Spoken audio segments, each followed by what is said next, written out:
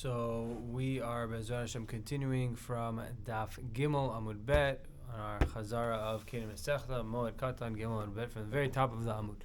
Says the Gemara, Ki Atar Rav Dimi Amar, when Rav Dimi came from Eretz Yisrael to Bavel, he said as follows: Yachol Yilak al HaTosefet. So Rav Dimi was quoting a teaching, but he didn't remember the full teaching. What he remembered was, it went something like this. I may think that you get Malkut al HaTosefet on something additional, V'nasiv la Talmuda liftura, and the Gemara brings a limud, or the Braita brings some limud to tell me that really you're patur, and you don't get Malkut on that additional thing. I don't remember what the exact teaching was, what the reasoning was, why you're patur, and I don't remember what the Tosefet was. So Rav Dimi is saying as follows: they have a teaching that you might get, I may think that you get Malkut al HaTosefet on doing something additional, and there's a reason why you really don't. Now, what's that teaching? What are we talking about exactly? I don't remember. So, says the Gemara, Rabbi Elazar Amar Charisha. Rabbi Elazar says, you know what this teaching was talking about? Charisha. It's talking about plowing.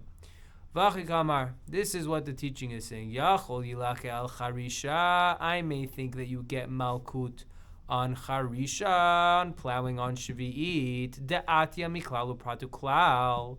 Because it's viewed as a tosefet, as something additional, because it comes from a klalu pratu klal. It's not learned directly from the pasuk. It doesn't say it specifically in the pasuk. It's learned from a klalu pratu klal. Therefore, I may think, therefore it's called something additional, and I may think that you get malkut on that, v'nasiv la talmuda liptura, and there's a limud to tell me that really you're patur. What's that limud? Like we had on the previous amud, deim kain, kohani prati lamali. Right? If that's the case, if the case is that you get malkut on everything, so then kol hani prati lamli. Why do you have these pratim? Those specific examples, those pratim were there to tell me that only on these pratim you get malkut, not on everything. Well, that's how Rabbi Elazar learns this teaching. Rabbi Yochanan suggests differently. Rabbi Yochanan says as follows: Yamim she'osifu chachamim lifnei Rosh Hashanah. You know what the Tosefet is? Tosefet is the days that the Chachamim added before Rosh Hashanah. What's this talking about? This is talking about doing Melacha on Erev Shvi'it. So we know that the Torah says you're not allowed to do Melacha on the Shemitah year, but there's also a additional prohibition to do Melacha before the Shemitah year actually begins. So Rabbi Yochanan says, you know what the Tosefet, the additional thing we're talking about over here is? The additional thing is doing melacha on your field on Erev Shvi'it, before the 7th year actually begins, at the end of the 6th year. So Yochanan Amar Yamim she'osifu chachamim lifnei Rosh Hashanah. That's what it's talking about. V'hachika Amar. This is what it's saying. Yachol yilake al tosefet. I may think that a person gets malkut on this tosefet Rosh Hashanah, on the additional time of not doing work in your field before Rosh Hashanah. It comes, we learn it out from the pasuk of Becharishu v'Katzir Tishbot, which we're going to see at the end of the Amud. V'nasiv la Talmuda liptura. And at the end of the day, there's a limud that tells me that really you're patur. K'debayina lememar lekaman, like we are going to say later on. So the Gemara now goes into this idea of not doing melacha on Erev Shvi'it. So says the Gemara, "My yamim shelifnei Rosh Hashanah." What are these days before Rosh Hashanah that you're not allowed to do melacha on Erev Shvi'it? Keditanan, like we say in the Mishnah, Ad matay chorshin b'sdei ilan Erev Shvi'it.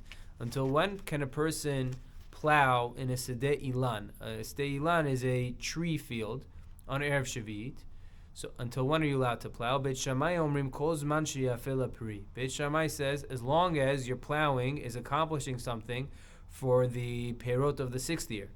Ubeit Hillel omrim ad ha'atzeret. Beit Hillel says you have until atzeret, which is Shavuot.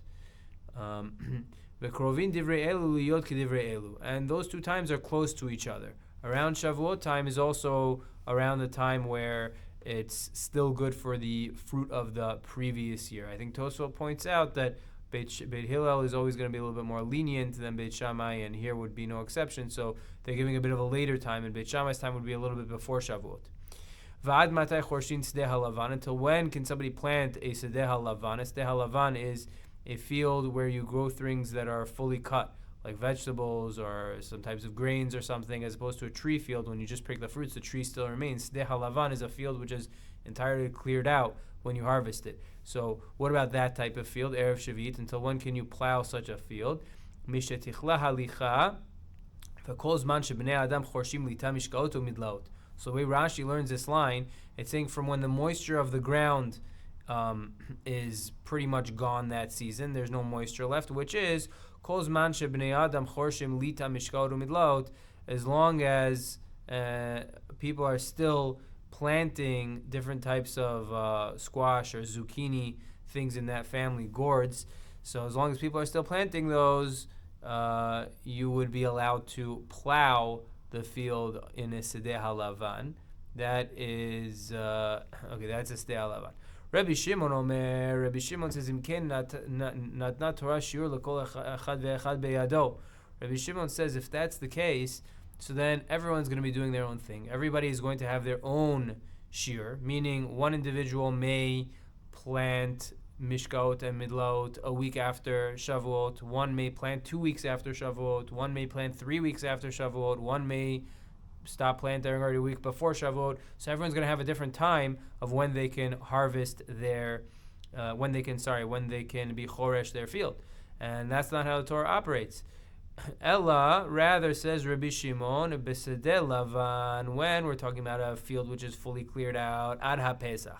You have until Pesach to plow. Ufsteilan Ad HaAtzeret, and Steilan, you have Ad HaAtzeret until Atzeret, Ubeit Hillel Omrim Ad HaPesach. Okay, it seems like, some take that out because it doesn't appear that those words don't appear in the Mishnah that's actually being quoted. Okay, Avam Rabbi Shimon ben Pazi.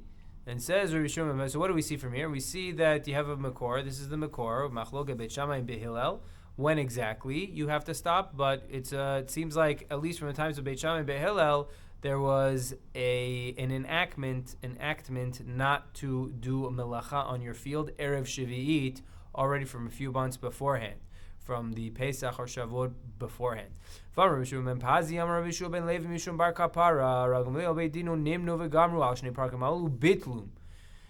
said in the name of Bar Kapara that Rabban Gamliel and his Beit Din, they nimnu vegamru, they voted, nimru al shnei prakim alu, they voted on these 2 different times, ubitlum, they were mevatel them, which means they nullified this decree and they allowed working Erev Shavi'it. So Amar le Rabbi Zera le Rabbi Avau. Rabbi Zera said to Rabbi Avau, Amri la Reish Lakish Rabbi Yochanan. Some say it was Reish Lakish who said to Rabbi Yochanan, Rabban Gamliel Beit Dino Heichi Matzu Mevatli Takan de Beit Shammai Beit Hillel. How could Rabban Gamliel and his Beit Din nullify a takan of Beit Shammai and Beit Hillel? Vatanan, we learned in a Mishnah, Ein Beit Din Yachol Levatel Divrei Beit Din Chavero Ela Im Ken Gadol Mimenu B'Chochma U'Minyan.